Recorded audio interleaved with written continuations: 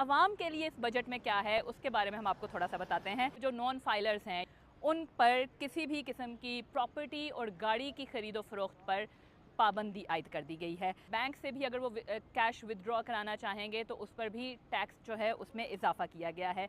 जो federal government के employees हैं उनकी तनख्वाहों में इजाफा किया गया है, उनकी सैलरीज में 10% का इजाफा है, जबकि जो पेंशन्स हैं उनकी उसमें 7% का इजाफा है। एक तरफ जहां डिफेंस का बजट है उसमें 20% का इजाफा किया गया है। पिछले साल ये इजाफा 18% था, जबकि जो आर्म्ड फोर्सेस के अफसरान हैं और जो सिपाही हैं उनके लिए एक स्पेशल अलाउंस का भी ऐलान किया गया है।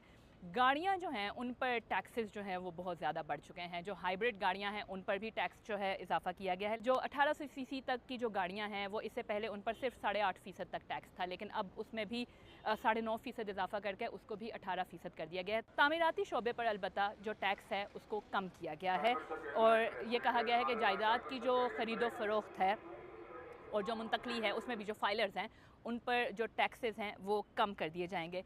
अलबत्ता सोलर पैनल्स जो हैं जो कि बहुत ज़्यादा यूज़ किए जा रहे हैं उन पर इजाफी टैक्स जो है वो लगा दिया गया है।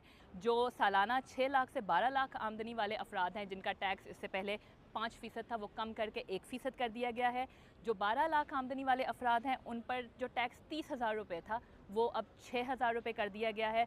22 लाख तक की आमदनी के जो अफराद हैं उन पर टैक्स की शरह जो है वो 15% से कम करके 11% कर दी गई है और जो 22 से 32 लाख तक की तनख्वाह सालाना कमाते हैं उन पर जो टैक्स है वो 25% से कम करके 23% कर दिया गया है। इसके अलावा ये भी कहा गया आज के बजट में कि जो बेनज़ीर इनकम सपोर्ट प्रोग्राम है उसके बजट में 21% इजाफा किया गया है, जबकि जो तालीमी वज़ाइफ हैं उनको बढ़ाने की, उनको वसअत देने की तजवीज़ भी दी गई है।